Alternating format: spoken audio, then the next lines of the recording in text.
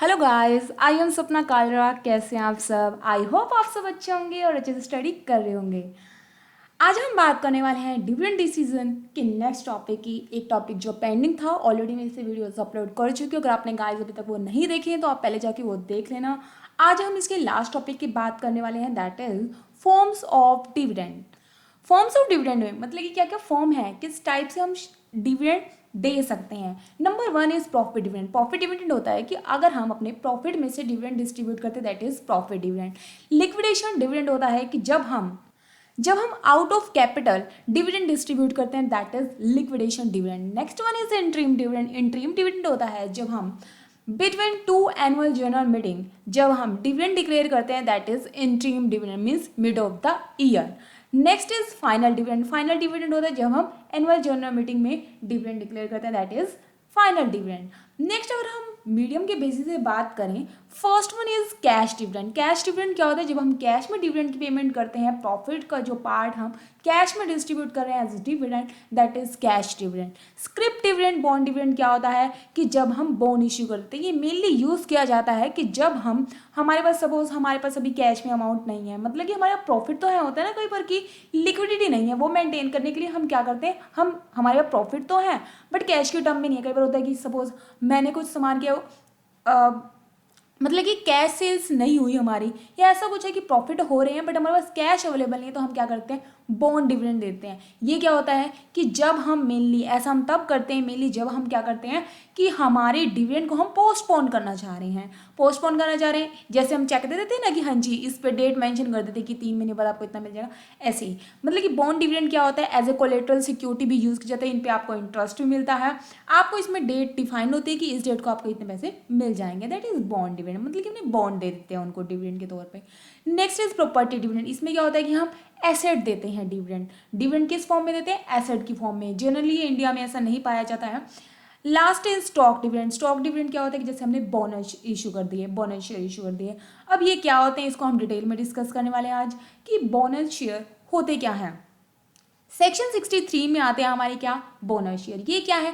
Additional share. Additional share होते हैं मतलब कि जितने आपके पास शेयर है, सपोज आपके पास एक शेयर है, मैंने बोनस शेयर इशू कर दिए, कंपनी ने बोनस शेयर इशू करे हैं, तो जिसके पास, मैंने क्या बोला, प्रोपोर्शनली ये दिए जाते हैं जितने आपके पास शेयर है। मैंने कहा जिसके पास एक शेयर है मैं उसको एक शेयर एज ए बोनस दूंगी, बोनस शेयर दूंगी, ठीक है। और विदाउट एनी कॉस्ट, कोई आपसे कॉस्ट नहीं ली जाती है इस पर। ये कहाँ से दिए जाते हैं? फिर जब से कॉस्ट नहीं लेंगे तो कहाँ से दिए जाएंगे? कंपनीज एकुमुलेटेड अर्निंग, कंपनी की जो एकुमुलेटेड अर्निंग है उसमें से दिया जाता है। Not in the form of dividend, dividend की फॉर्म में नहीं, but are converted into free share. हम उसे क्या करते हैं, कन्वर्ट कर देते हैं बस क्या, फ्री शेयर में। बोनस शेयर क्या है? बुक कीपिंग ट्रांजेक्शन है, बिकॉज इसमें कोई कैश चेंज तो हो नहीं रहा। ऐसा तो हो नहीं रहा कि आप मुझे पैसे दे रहे हो या मैं आपको पैसे दे रही हूँ, ऐसा नहीं हो रहा है। तो इसे हम क्या बोलते हैं, capitalise a part of reserve. Guys ध्यान रखना इंपॉर्टेंट पॉइंट, इसे हम बोलते हैं capitalisation of a part of the reserve और रिटेन अर्निंग। मतलब कि जो रिटेन अर्निंग है उसे हमने कैपिटलाइज कर दिया। कैसे कर दिया, इसके रीजन क्या होता है, ये मैं अभी आपको डिटेल में बताती हूँ। उससे पहले आप ये देखिए कि अगर हम बात करें कंपनीज एक्ट 1956, इसमें ऐसा कोई स्पेसिफिक प्रोविजन नहीं था बोनस शेयर से रिलेटेड। हाँ, जो controller of the capital issue वो इशू कर सकता था certain norms, but after the emergence of SEBI as a regulator it was also remove. उसके बाद वो भी रिमूव कर देगा। बट अगर हम आज की बात करें, now in the new companies act 2013 section 63, section कौन सा है, 63, when reading with rule 14, that is company share capital and debenture rule 14, वो क्या स्टेट करता है, for issue of bonus share to the stake share holders. ठीक है, मतलब कि हम बोनस शेयर हम इशू कर सकते हैं। इसके देखिए गाइस मेन रीजन क्या है, मैं पहले आपको बताना चाहती हूँ कि जनरली आपको पता होना चाहिए कि इशू किए क्यों जाते हैं। भाई डिविडेंड देने सिंपली हम डिविडेंड भी दे देते हैं, तो हम बोनस शेयर क्यों इशू करें, इसके रीजन क्या है। सपोज हमारी बैलेंस शीट में इक्विटी है, हमारी इक्विटी शेयर कैपिटल है कितनी, सपोज 100, ठीक है, कितनी है, 100 है। और अगर हम रिजर्व एंड सरप्लस की बात करें, रिजर्व एंड सरप्लस भी है हमारे पास कितने, रिजर्व एंड सरप्लस भी हमारे पास कितने हैं, 100 है, ठीक है। अगर हम कैश की बात करें, कैश की बात करें तो कैश भी हमारे पास कितना है, कैश हमारे पास 80, ओके। ये मैं जनरली आपको एग्जांपल दे रही हूँ। अब हम चाहें तो हमारे पास फंड्स हैं, हमारे पास कैश भी है, मैं डिविडेंड इशू कर सकती हूँ। आपने कहा ठीक है डिविडेंड इशू कर दो, मैंने कहा चलो 80 रुपीज़ है, मैं इसमें से चाहूँ तो 50 रुपीज़ कर देती हूँ, ठीक है। आप कहोगे हाँ कर दो, मैं कहूँगी बट अगर हम कंपनी के सारे फैक्टर्स को देख के चले तो ये सही नहीं है। आपको कि क्यों? मैंने कहा अगर मान लो 50 रुपीज़ में डिविडेंड दे रही हूँ, समझ रहे हो कि इक्विटी शेयर है कितने 100, उसका 50 मीन्स क्या हो गया 50% रिटर्न, 50% एज ए डिविडेंड में डिस्ट्रीब्यूट कर रही हूँ। क्या ये कंपनी के लिए सही? आप कहोगे हाँ, बल्कि अच्छी बात है। शेयर होल्डर्स क्या हो जाएंगे? खुश हो जाएंगे, उन्हें ये लगेगा भाई हमारे इतने अच्छे रिटर्न आ रहे हैं, मार्केट में वैल्यू ऑफ शेयर बढ़ जाएगी। क्यों? क्योंकि जितने ज़्यादा रिटर्न होते हैं उतने ज़्यादा क्या होते हैं, मार्केट वैल्यू शेयर बढ़ जाती है। अब उसके अकॉर्डिंग देखें तो आप कहोगे ठीक है हमारे लिए तो अच्छा ही है ना, मार्केट वैल्यू बढ़ जाएगी। But tell me one thing guys, ये तो आपके पास ठीक है, रिजर्व रखा है, पैसा रखा है, अभी तो आप दे दोगे, क्या आप हर साल दे सकते हो? डिविडेंड तो हर साल दिया जाता है, डिविडेंड हर साल दिया जाता है। अगर आप एक बार 50% दे रहे हो, नेक्स्ट टाइम अगर आप 30 भी दोगे ना तो कम लगेगा। नॉर्मली जो ये कंपनीज है ना, हमारी जो कंपनी है वो क्या है, इस टाइप की कंपनीज जो दूसरी कंपनीज है वो सपोज करो 15% दे रही है, ठीक है, और हम कितना दे रहे हैं 50, हमारी कंपनी की वैल्यू क्या हो जाएगी, बढ़ जाएगी, हमारी कंपनी के शेयर्स की डिमांड बढ़ जाएगी, मार्केट वैल्यू बढ़ जाएगी। बट फिर भी हम कहेंगे कि ये हमारे लिए अच्छा नहीं है। क्यों अच्छा नहीं है? क्योंकि हम ये जो है मेंटेन नहीं कर पाएंगे आगे। हम हर बार 50 थोड़ा दे सकते हैं, आगे अगर हम कम देंगे तो उससे हमारी मार्केट वैल्यू जितनी हम बढ़ी है ना उससे ज़्यादा डाउन भी जा सकती है, ठीक है। तो इसीलिए हम चाहते हैं कि भाई डिविडेंड दिया तो ये तो रिस्की है हमारे लिए, क्योंकि आप एक बार तो दे देंगे लेकिन आगे उनकी क्या है कि जो हमारे शेयर होल्डर्स हैं वो क्या चाहेंगे कि हाँ हमें इतना रिटर्न मिले, लेकिन जनरली हम ये आगे पे नहीं कर पाएंगे। One reason is that and second option is that, second reason is that क्या कि जो हमारे एम्प्लॉयज़ हैं उनकी भी डिमांड बढ़ेगी, उनकी एक्सपेक्टेशन बढ़ेंगी, वो क्या कहेंगे भाई कमा तो हम रहे हैं, ठीक है, और आप दे रहे हो किसको, शेयर होल्डर को इतना रिटर्न, हमारी भी सैलरी बढ़ाओ, अगर इतने ही रिटर्न हो रहे तो हमारी भी सैलरी बढ़नी चाहिए, उनकी भी एक्सपेक्टेशन बढ़ जाएंगे। अगर हम नेक्स्ट बात करें, एक और रीज़न है इसका क्या कि कंपटीशन बढ़ जाएगा। कैसे? अब देखिए गाइस, अगर मैंने क्या किया, सपोज हमारे पास कितने हैं, इक्विटी 100 है, ठीक है, और हमारे पास रिजर्व कितने हैं 400, अब हमारे प्रॉफिट हो रहे हैं सपोज कितने 50। अब गाइस आपको तो ये दिख रहा है कि मैं 50 रुपीज़ अर्न करूँ, मतलब कि कितना 50% अर्न करूँ, लोगों को दिख रहा है तो साफ दिखता है ना, बैलेंस शीट हमारी सब कुछ होती है तो उन्हें दिख रहा है कि 50% अर्न कर रही हूँ, क्या एक्चुअली मैं 50 इस 100 पे अर्न कर रही हूँ? वैसे तो हम यही मानते हैं ना कि जो जितना पैसा हमने लगा रखा है और जितना ही रिटर्न आया हम कहते हैं कि उस बेसिस पे हम देखते हैं। अब मैंने 100 रुपीज़ लगा रखे हैं एज ए इक्विटी, ठीक है, as a share capital, but हमें रिटर्न मिल रहे हैं 50, तो उसके अकॉर्डिंग हम 50 रुपीज़ अर्न कर रहे हैं। बट एक्चुअली में ऐसा नहीं है। क्यों? क्योंकि जो ये मैंने रिजर्व रखा, जो मैंने पैसे, मैं चाहती तो मैं अपना प्रॉफिट क्या कर सकती थी, एज ए डिस्ट्रीब्यूट कर सकती थी, खर्च कर सकती थी, लेकिन मैंने क्या किया, उसे बचा के रखा, रिजर्व बनाए मैंने। अब वो जो रिजर्व है वो भी तो मुझे कुछ कमा के दे रहे हैं, अल्टीमेटली पैसा लगा किसमें, बिजनेस में तो लगा। मीन्स मैं जो ये 50 कमा रही हूँ 500 पे कमा रही हूँ, मीन्स एक्चुअल में देखा जाए तो मैं 10% अर्न कर रही हूँ, ठीक है, बट दिख क्या रहा है, शो क्या हो रहा है 50%, जो कि सही नहीं है। कॉम्पिटिशन के लिए लोग क्या सोचेंगे, जो हमारे कॉम्पिटिटर हैं वो क्या सोचेंगे, लोग, अब कोई भी पर्सन है, अब आप देखो गाइज, अगर मान लो आप देखते हो कि इस कंपनी ना इस फील्ड में इतना पैसा है कि 50% रिटर्न मिलते हैं, आप क्या चाहोगे, आप चाहोगे कि वहाँ इन्वेस्ट करना, वहाँ आप बिजनेस स्टार्ट करना चाहोगे, उसी से क्या होता है, कंपटीशन बढ़ता है। बट एक्चुअल में ऐसा नहीं है, आपको 10% रिटर्न मिल रहे हैं इस कंपनी को, बट आपको ये शो हो रहा है कि 50%, इससे क्या हो सकता है, कंपटीशन बढ़ सकता है, वेरियस कॉम्पिटिटर्स यहाँ पे आ जाएंगे। इसीलिए हम क्या करते हैं, हम बोनस शेयर इशू करते हैं, ताकि जो ये वाली अमाउंट है ना इसे हम शेयर में कन्वर्ट कर सकें, उसे दिखा सकें भाई ये शेयर कैपिटल है, ये पैसा हमने शेयर कैपिटल में ट्रांसफर कर दिया है। इसीलिए हम क्या करते हैं, बोनस शेयर इशू करते हैं। रीज़न समझ आ गया होगा, आई थिंक आपको थोड़ा टाइम लगा है, बट गाइस ये बेसिक है, अगर आपको ये पता होना जरूरी है, क्योंकि अगर आपको नहीं पता तो समझ ही नहीं आएगा कि इशू किए क्यों जाते हैं, मेन रीज़न क्या है। नेक्स्ट हम बात करते हैं कि कहाँ से किए जाएंगे। अभी मैंने क्या कहा कि जो इशू बोनस शेयर है मीन्स वो क्या है, कैपिटलाइजेशन ऑफ प्रॉफिट, जो प्रॉफिट है उसी को हम क्या कर रहे हैं, कैपिटलाइज कर रहे हैं, कैपिटल में ट्रांसफर कर रहे हैं, कैपिटलाइजेशन कर रहे हैं। अब वो कहाँ से करेंगे, जो हमारे पास रियलाइज प्रॉफिट है उसी में से करेंगे। अब जो प्रॉफिट है उसको हम क्या करते हैं, या तो फ्री रिजर्व में डाल दें। फ्री रिजर्व क्या होते हैं, जो हमारे रिवेन्यू प्रॉफिट होते हैं, जो कि अवेलेबल होते हैं और डिस्ट्रीब्यूशन एज अ डिविडेंड के लिए, ठीक है, वो हमारे क्या होंगे, फ्री रिजर्व।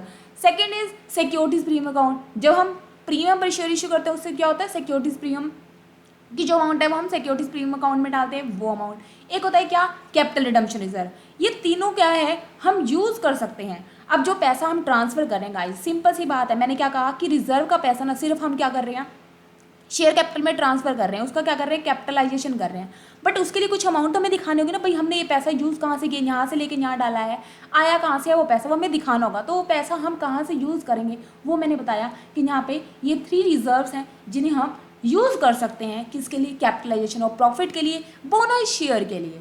ओके, नेक्स्ट, जब हम बोनस शेयर इशू करेंगे उसके लिए कुछ सेबी की गाइडलाइंस होती हैं जो हमें फॉलो करनी होती है। Securities exchange board of India इसकी कुछ गाइडलाइन है जो हमें फॉलो करनी होंगी, तभी हम क्या कर सकते हैं, बोनस शेयर इशू कर सकते हैं। Number 1 is that article of association में आपका मेंशन होना चाहिए। अगर आपके आर्टिकल ऑफ एसोसिएशन में मेंशन नहीं है, वहाँ कोई प्रोविजन नहीं है, तो आपको अल्टर करना होगा, रेजोल्यूशन पास करके फिर आप इशू कर सकते हो। Next is fully paid share. आपके शेयर जो है ना वो फुल्ली पेड होने चाहिए। अगर फुल्ली पेड नहीं है तो पहले आप फुल्ली पेड करो उन्हें, उसके बाद ही इशू कर सकते हो। नेक्स्ट हमने कहा कि ये जैसे मैंने अभी आपको बताया क्या, out of free reserve, out of free reserve से ही आप बोनस शेयर इशू कर सकते हो। ऐसा नहीं है कि कोई आपने रिवैल्यूएशन ऑफ एन एसेट के लिए बनाया है अकाउंट, कोई रिजर्व बनाया है, आप उसको कैपिटलाइज कर दें, नो, ऐसा नहीं हो सकता। ठीक है। इन लिeu ऑफ डिविडेंड मैंने अभी कहा कि वो क्या है, वो डिविडेंड नहीं है, वो आपके बोनस शेयर है, वो डिफरेंट थिंग है। इन लिeu ऑफ डिविडेंड आप बोनस शेयर इशू नहीं कर सकते कि हमने डिविडेंड की जगह कर दिया। नेक्स्ट अगर हम बात करें, company should implement the proposal. अगर कंपनी ने प्रपोजल रखा है बोनस शेयर का, तो उसे क्या करना होगा, विद इन 6 मंथ उसे क्या करना होगा, इंप्लीमेंट करना होगा। कब से लेके, कौन से 6 मंथ, जब हमारा अप्रूवल हो गया है, प्रपोजल को अप्रूवल हो गया बोर्ड मीटिंग में, उसके विद इन 6 मंथ मुझे क्या करना होगा, इंप्लीमेंट करना होगा कंपनी को। ओके। नेक्स्ट अगर हम बात करें, जो बोनस शेयर है प्रपोजल कांट बी विथड्रॉल। अगर आपने एक बार कर दिया है, प्रपोजल दे दिया, उसके बाद आप ऐसा नहीं है कि विथड्रॉ कर लें, ऐसा नहीं कर सकते। ठीक है। एंड नेक्स्ट इंपॉर्टेंट थिंग है गाइस, ध्यान रखना कि आप बोनस शेयर इशू नहीं कर सकते अगर आपके इंटरेस्ट में, मतलब कि अगर आपने सपोज लोन ले रखा है, उसकी जो आपने ईएमआई वगैरह पे करते हैं, जो आपने मतलब कि जो भी आपकी उसका इंटरेस्ट वगैरह है, अगर उसकी पेमेंट में आपने कोई डिफॉल्ट कर रखा है, तब आप बोनस शेयर इशू नहीं कर सकते। क्यों भाई, जिनको पैसा देना है क्रेडिटर्स, उनकी तो आप पेमेंट नहीं कर रहे हो टाइम पे, और बोनस शेयर इशू कर रहे हो, नो, ऐसा आप नहीं कर सकते सेबी के अकॉर्डिंग। ओके। नेक्स्ट ये भी कि अगर आपने एम्प्लॉयज़ के, अगर आपके एम्प्लॉयज़ की सैलरी वगैरह कुछ पेंडिंग है, अगर उनके ड्यूज पेंडिंग है, तब भी आप बोनस शेयर इशू नहीं कर सकते। आपको पहले शो करना होगा कि आप इंटरेस्ट भी टाइम पे दे रहे हो, सारी चीज़ें टाइम पे पेमेंट कर रहे हो आउटसाइडर पार्टीज़ की, एम्प्लॉयज़ की, तभी आप इशू कर सकते हो। Next issue of bonus share should not be done with in 12 months of the public issue. With in क्या कह रहे हैं कि जो इशू ऑफ बोनस है should not be done with in the 12 months of public issue. Public issue की है उसके विद इन 12 मंथ आप नहीं कर सकते हो। There should be stable provision होना चाहिए आपके पास, उसके लिए कोई रिजर्व आपने रखा होना चाहिए। अगर कोई प्रोविजन नहीं है तो हमें क्या करना होगा, एओए को अल्टर करना होगा, ये मैं आपको ऑलरेडी बता चुकी हूँ। ओके। नेक्स्ट मैंने आपको क्या कहा कि अगर मान लो सपोज आपकी ऑथराइज्ड कैपिटल है, मैंने आपको ये ऑथराइज्ड कैपिटल में बताया था कि आपकी ऑथराइज्ड कैपिटल क्या होती है, मैक्सिमम कैपिटल होती है, उससे जब आप इशू नहीं कर सकते हो। सपोज 100 रुपीज़ आपकी ऑथराइज्ड कैपिटल और 100 रुपीज़ की आपने इक्विटी शेयर इशू कर रखे हैं। अब फर्दर आप चाहते हो कि 50 ना बोनस शेयर इशू करना। अब मैंने कहा कि जाने तो ये शेयर कैपिटल में ही है, तो क्या आप इशू कर सकते हो, नो। क्यों, क्योंकि ऑथराइज जितनी थी वो तो आप ऑलरेडी कर चुके हो। तो आपको अगर करनी है ये इशू, बोनस शेयर इशू करने हैं, तो आपको अल्टर करना होगा। ठीक है, उसके बाद ही कर सकते हो, ऐसे नहीं कर सकते। उसके लिए आपको प्रपोजल देना होगा, जब आपकी ऑथराइज्ड कैपिटल इंक्रीज करवा लोगे उसके बाद ही इशू कर सकते हो। Okay. No dilution of other issue by the bonus share. So guys ये सेबी की कुछ गाइडलाइन है कि अगर आपको सारे आउटसाइड पार्टीज के आप सही से पेमेंट कर रहे हो, एएमए मेंशन होना चाहिए, आपका फुली पेड शेयर होने चाहिए, रियलाइज्ड प्रॉफिट में से होना चाहिए, इंटरेस्ट और लोन वगैरह का कोई डिफॉल्टर नहीं होना चाहिए।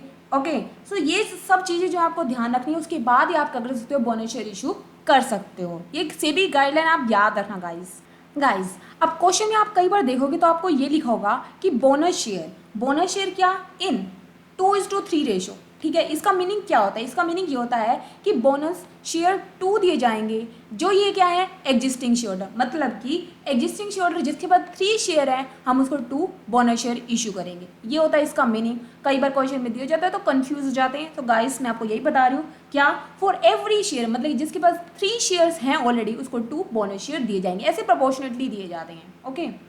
अब देखिए गाइस, इसकी एडवांटेजेस यही है कि शेयर होल्डर्स क्या है, सेटिस्फाई हो जाते हैं। क्यों, क्योंकि अगर मान लो कि कंपनी डिविडेंड पे नहीं कर पा रही है, अगर उनके पास लिक्विड फंड नहीं है, शॉर्टेज हो रही है, तो उस केस में क्या कर सकती है, वो बोनस शेयर दे देती है। तो उन्हें तो ये लगेगा ना भाई कुछ तो हमें मिल ही रहा है, तो वो क्या होते हैं, वो सेटिस्फाई हो जाते हैं। बोनस शेयर दिए जाते हैं शेयर होल्डर को, वो क्या हो जाते हैं, सेटिस्फाई होता है। पर्टिकुलरली कब, जब company does not prefer to pay dividend in cash for the purpose of either its extension और इट्स वर्किंग कैपिटल और एनी अदर स्पेसिफिक पर्पज। अगर किसी स्पेसिफिक पर्पज के लिए वो नहीं दे रही है डिविडेंड, तब भी क्या है, अगर उन्हें बोनस शेयर दिए जाते हैं तब भी क्या होते हैं, जो शेयर होल्डर हैं वो सेटिस्फाई हो जाते हैं। अगर कंपनी बाउंड है, कई बार क्या होता है कि कंपनी बाउंड होती है कि उन्हें रिड्यूस करने ही होते हैं अपने reserve for the interest of its on, अपने, जैसे कि मैंने आपको बताया कि उन्हें क्या करने होंगे, कम करने ही होंगे, क्योंकि उससे क्या है, ज़्यादा हमारी अर्निंग ज़्यादा दिख रही है उसके लिए। ओके, अगर हम शेयर होल्डर के पॉइंट ऑफ व्यू से देखें तो क्या है कि उन्हें टैक्स नहीं पे करना पड़ता है। शेयर होल्डर्स अगर वो चाहें तो अपना जो शेयर्स हैं उन्हें क्या कर सकते हैं, सेल कर सकते हैं, उनसे कैश ले सकते हैं, ऐसा भी वो कर सकते हैं। और जो पार्टली पेड शेयर है वो कन्वर्ट हो जाते हैं किसमें, फुली पेड में। ये इसकी क्या है, एडवांटेजेस हैं share holders point of view से देखा जाए तो। नेक्स्ट अगर हम बात करें इसके कुछ डिसएडवांटेज भी हैं गाइस। डिसएडवांटेज क्या है, number one thing is that कि जो हमारी प्रोपोर्शनेट ओनरशिप है ना वो सेम रहती है। कैसे, अब सपोज मैंने क्या कहा कि 100 शेयर थे ऑलरेडी हमारे पास, 100 मैंने बोनस शेयर कर दिए, ठीक है। अब टोटल कितने हैं, मैंने कहा कि कितने के हो गए, यहाँ पे कितने के थे, 1000 रुपीज़ के, ठीक है, 10 रुपये का एक शेयर है, तो यहाँ पे कितने हुए, 1000 हुए, ठीक है। अब guys tell me one thing, अगर सपोज किसी के पास 10 शेयर थे पहले, ठीक है, 10 शेयर पहले थे, तो मैंने कहा सपोज 100 ही थे पहले 100 रुपीज़ के थे, जो ये 1000 रुपीज़ टोटल हैं उसमें से 100 रुपीज़ के एक शेयर होल्डर के पास शेयर थे, तो वो क्या कहता था मेरे पास कितने हैं, 10% है, मेरा शेयर यहाँ कितना है, 10% इस कंपनी में, ठीक है। अब अगर गाइस बात करें, अब हमारे क्या है, जिसके पास पहले 10 थे, मतलब कि 100 रुपीज़ की थी, अब कितने हो गए, 200 रुपीज़ के हो गए। अब 200 रुपीज़ के तो हो तो गए हैं, लेकिन टोटल कितनी है शेयर कैपिटल हमारी, 2000 है, मीन्स कितना है, अभी भी कितना रह गया हमारे पास, 10%। गाइस उसके बाद शेयर तो बढ़ गए हैं, ठीक है, अमाउंट ही बढ़ गई हो चाहे, लेकिन अगर हम प्रोपोर्शनेटली शेयर की बात करें तो प्रोपोर्शनेटली उसका शेयर तो क्या है, सेम ही रह रहा है, ठीक है, उसे कोई इफेक्ट नहीं पड़ रहा है। नेक्स्ट गाइस क्या है, जो हमारी अर्निंग पर शेयर है ना वो हमारी क्या हो जाती है, कम हो जाती है। कैसे guys, tell me one thing, जो हमारा पैसा था, मैंने आपको कहा था कि भाई जितना पैसा हमने लगा रखा है उसी पे तो हम क्या करेंगे, अर्न करते हैं। मैंने कहा कि 100 रुपीज़ से हमारे कितने शेयर कैपिटल, ठीक है, और 100 रुपीज़ क्या हमारे रिजर्व एंड सरप्लस के, मतलब कि टोटल 200 ही है। अब उसी भी हम कमा रहे थे, अब भी क्या है, अभी भी पैसा तो हमारे पास सेम ही है, हमने क्या किया, बस इसको यहाँ पे ट्रांसफर कर दिया, ठीक है। तब हम पहले रिटर्न इस पे देख रहे थे, अब हम टोटल पे देखेंगे। सो गाइस अर्निंग तो हमारी सेम रहेगी, अर्निंग कैपेसिटी में तो कोई चेंज आएगा नहीं। अब मैंने कहा कि पहले तो मैं क्या दिखा रही थी कि 100 रुपीज़ थी हमारी शेयर कैपिटल, उसमें 10 रुपीज़ अर्न कर रही हूँ, तो मीन्स क्या है, 10% अर्न कर रही हूँ। अब वही मैंने शेयर और क्या कर दिए, एक जिसके पास एक शेयर है मैंने उसको एक बोनस शेयर दे दिया, तो कितने हो गए, 200। अब 200 हो गए मेरी शेयर कैपिटल, तो उसमें मैं क्या है, अर्निंग तो हमारी क्या है, सेम ही रहेगी। तो अर्निंग तो सेम है, लेकिन अगर अर्निंग पर शेयर की बात करूँ तो अगर मान लो मैं रिटर्न देखूँ तो कितने हो गए, 5% हो गए। क्यों, क्योंकि अगर 10 रुपये मैं कमा रही हूँ, कितने रुपये पे, 200 लगा के, तो कितने हैं, 5% अर्न करूँ। यहाँ से देख रहे हैं आप कि जो हमारी अर्निंग पर शेयर है वो क्या हो जाएगी, कम हो जाएगी। अगर हम नेक्स्ट बात करें मार्केट वैल्यू ऑफ शेयर की, और नेक्स्ट इसके डिसएडवांटेज क्या होती है, जो मार्केट वैल्यू ऑफ शेयर है वो भी क्या हो जाती है, आपकी कम हो जाती है। क्यों हो जाती है, क्योंकि अगर आपके रिटर्न, अब आपको दिख रहा है कि यहाँ पे क्या है कि आपके रिटर्न कम दिख रहे हैं, पहले 10% अर्न करे थे और 5% अर्न करे, मतलब कि रिटर्न क्या हो रहे हैं, आपके कम हो रहे हैं। अगर रिटर्न कम हो रहे हैं तो मार्केट वैल्यू शेयर भी क्या हो जाएगी, आपकी लो चली जाएगी। हाँ, अगर कंपनी मेंटेन कर सकती है, आगे वो बढ़ाए, तब ठीक है, हो सकता है कि आपकी मार्केट वैल्यू डाउन ना जाए। नहीं तो गाइस चांसेस यही होते हैं कि क्या, कि आपके अगर जब दिखता है कि रेट आपके रिटर्न क्या हो रहे हैं, कम हो रहे हैं, तो उससे मार्केट वैल्यू भी डाउन चली जाती है। ये इसके डिसएडवांटेजेस हैं कुछ। नेक्स्ट अब हम क्वेश्चन देखते हैं कि क्वेश्चन कैसे सोल्व करते हैं। ऑथराइज्ड कैपिटल में इधर क्या कितनी, 2 lakh rupees. Issued and subscribed capital है कितनी, 1 लाख रुपीज। अगर हम बात करें रिजर्व फंड में इधर क्या कितने, 80,000। प्रॉफिट एंड लॉस में दे रखा है हमें कितना, 30। और रेजोल्यूशन पास किया गया by the company declaring bonus issue करने कितने, 25% on equity share to be provided. 15,000 हम कहाँ से लेंगे, देखो गाइस इसे बता रखा होता है कि हमने रिजर्व में से कहाँ से पैसा लेना है, 15,000 लेना है out of reserve fund, and balance लेना है हमें कैसे, प्रॉफिट एंड लॉस अकाउंट से। सिंपल एंट्रीज होती है गाइस, कुछ नहीं करना, सबसे पहले हम क्या करेंगे, पैसा हम ट्रांसफर कर देंगे। जैसे हमने क्या कहा, अभी हमें बोला था कि रिजर्व फंड से लेना है कितना, 15,000। रिजर्व फंड अकाउंट डेबिट 15,000, क्योंकि देखिए गाइस आपको पता है कि रिजर्व फंड हम हमेशा क्या करते हैं, क्रेडिट करते हैं ना। अगर हमें उसे रिटर्न करना है, हम कहीं और ट्रांसफर करें, तो हमें क्या करना होगा, उसको खत्म करने के लिए डेबिट करना होगा अकाउंट में, जैसा कि होता है। Reserve fund account debit, profit and loss account debit to, कहाँ हम ट्रांसफर करें, to bonus to share holders account. हमने ट्रांसफर कर दिया, उसके बाद क्या करेंगे, हम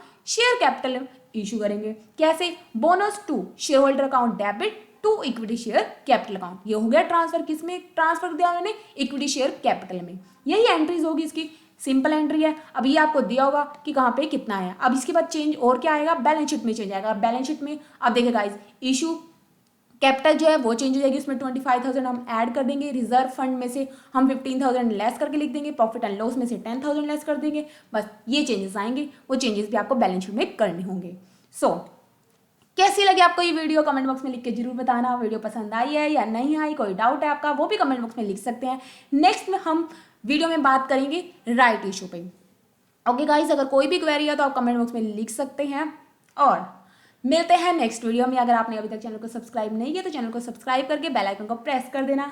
thank you, keep learning, keep smiling, thank you so much.